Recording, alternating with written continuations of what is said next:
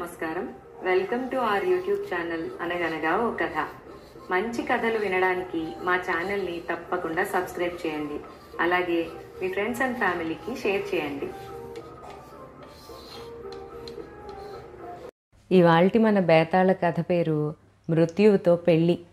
పట్టువదలని విక్రమార్కుడు చెట్టు వద్దకు తిరిగి వెళ్ళి చెట్టుపై నుంచి శవాన్ని దించి భుజాన వేసుకుని ఎప్పటిలాగే మౌనంగా శ్మశానం కేసి నడవసాగాడు.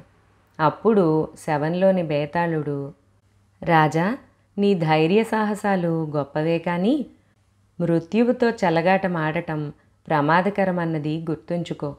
అలాంటి పని చేసి అనేక కష్టాలకు గురైన మృదుల అనే పిల్ల కథ చెబుతాను విను అంటూ ఇలా చెప్పసాగాడు.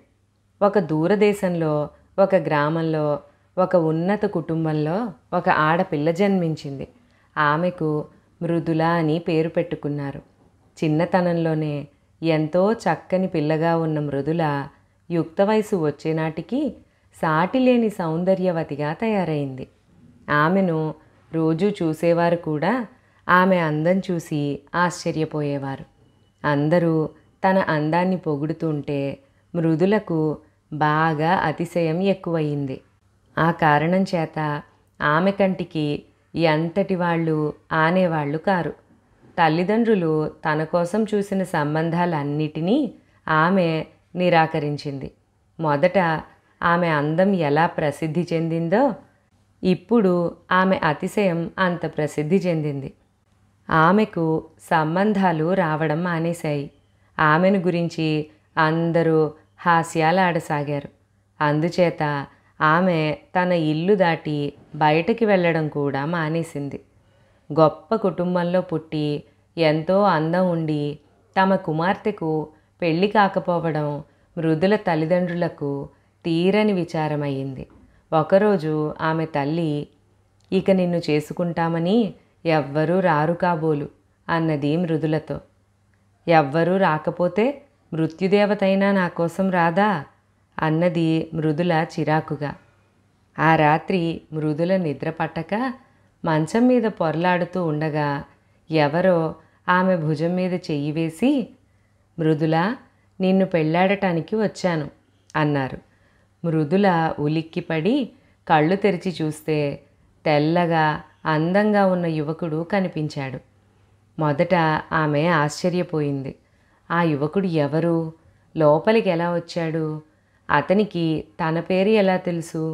ఒకవేళ అతను మృత్యుదేవతేనేమో అన్న అనుమానం మనసులో మెదలగానే ఆమెకు గుండెదడ పట్టుకుని ఒళ్ళంతా భయంతో చెమట పట్టింది.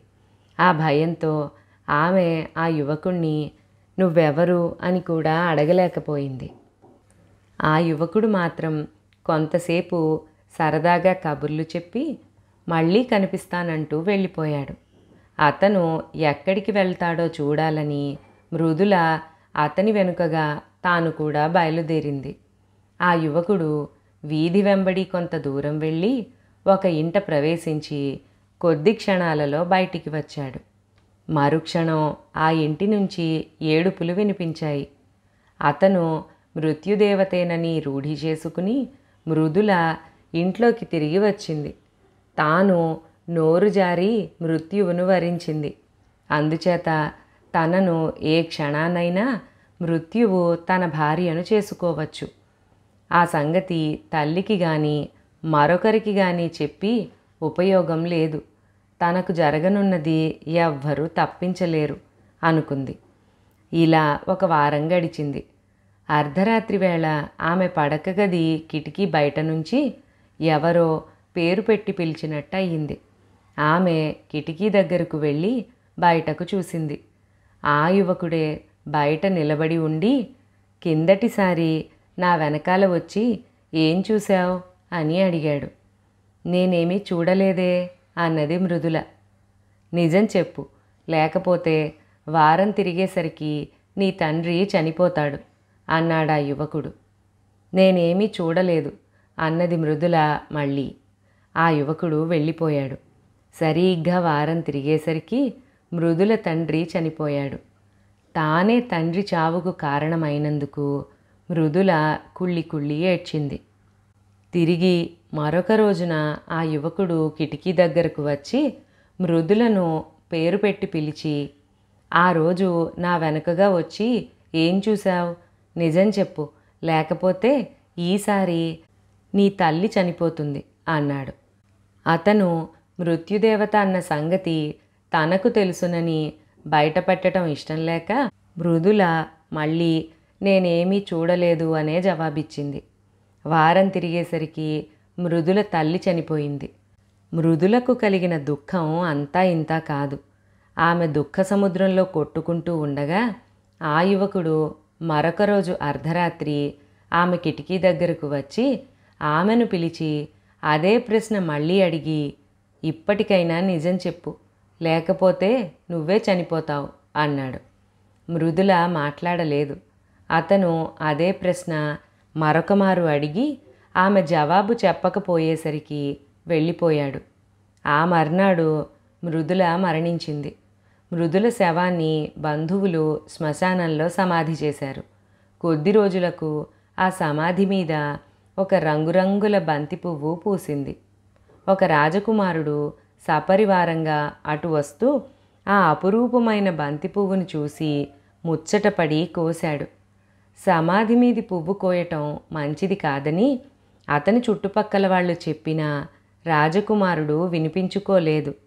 అతను ఆ పువ్వును తెచ్చి తన పడక గదిలో ఉంచి బయటకు వెళ్ళాడు. ఆ రాత్రి అతను పడుకోబోతూ తన పాల కోసం చూస్తే పాత్ర ఖాళీగా ఉన్నది. వంటవాడిని అడిగితే పాత్ర నిండా పాలు పెట్టాను అన్నాడు. పాత్ర లోపలి భాగం పాలతో తడిసి ఉండడం చేత పాత్రలో ఉన్న పాలు ఎవరో తాగినట్టు స్పష్టమైంది. రాజభవనంలోని వాళ్లే ఎవరో ఈ పని చేసి ఉంటారని రాజకుమారుడు అనుకుని అందరినీ అడిగాడు. కానీ దొంగ దొరకలేదు. మర్నాడు పొద్దున్న వంటవాడు వచ్చి, రాత్రి వంట ఇంట్లో కూడా ఎవరో ప్రవేశించి మిగిలిపోయిన వంటకాలను తినేశారు, తమరు చూస్తూ ఊరుకోకూడదు అన్నాడు. 2 రోజులు వరుసగా రాజకుమారుడి పాలను ఎవరో తాగేశారు. వాళ్లే వంట ఇంట్లో కూడా ప్రవేశించి ఆహారం తిన్నారు. 3వ రోజు రాత్రి రాజకుమారుడు తన పడక గదిలోకి తాను ముందుగానే వెళ్ళి పాలు తెప్పించుకున్నాడు. అయితే అతను ఆ పాలు తాగక పక్క మీద పడుకుని నిద్రపోయినట్టు నటించాడు. కొద్దిసేపటికి ఏదో చీర గరగరమన్న శబ్దం వినిపించింది. అతను కళ్ళు తెరిచి చూసేసరికి బంతి పువ్వు ఉన్న చోటు నుంచి ఒక అపూర్వమైన సౌందర్యవతి పాలపాత్ర దగ్గరకు వచ్చి పాలు తాగడం ఆరంభించింది. ఆమె ఖాళీ పాత్రను కింద పెట్టి వంట ఇంటికేసి వెళ్ళబోతూ ఉండగా రాజకుమారుడు పక్క మీది నుంచి లేచి వెళ్ళి ఆమెను గట్టిగా పట్టుకున్నాడు. ఎవరు నువ్వు? పువ్వుగా ఎలా మారావు అని అతను అడిగితే మృదుల తన కథ అంతా చెప్పింది. నీకు మృత్యుదేవతకు ప్రధానం కాలేదుగా. అతడు నిన్ను చాలా కష్టాల పాలు చేశాడు. ఇప్పుడు నేను నిన్ను పెళ్లాడతాను అన్నాడు రాజకుమారుడు మృదులతో. మర్నాడు మృదుల అందాన్ని చూసి రాజకుమారుడి బంధువులంతా కూడా ఎంతో సంతోషించారు. ఆమె ఎవరు, ఎక్కడి నుంచి వచ్చింది అన్న ప్రశ్న ఎవ్వరూ అడగలేదు. వారికి పెళ్ళి వైభవంగా జరిగింది. అనేక మంది పిల్లలను కని మృదుల రాజకుమారుడితో సుఖంగా జీవించింది. బేతాళుడి కథ చెప్పి, రాజా, మృదులకు అన్ని కష్టాలు కలిగించిన మృత్యుదేవత ఆమెకు యోగ్యుడైన భర్తను చూపి ఎందుకు సుఖంగా జీవించనిచ్చాడు? ఈ ప్రశ్నకు సమాధానం తెలిసి కూడా చెప్పకపోతే నీ తల పగులుతుంది అన్నాడు.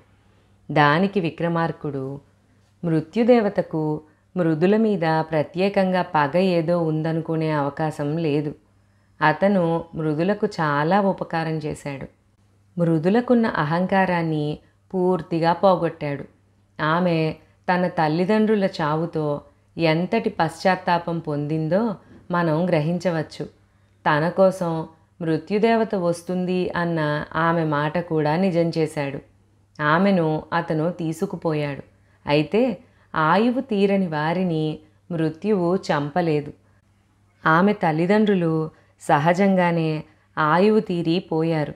అయితే ఆమెను తప్పింపజేయడానికి మృత్యువు తానామెను శిక్షించటానికే వారిని చంపుతున్నట్టుగా మాట్లాడాడు.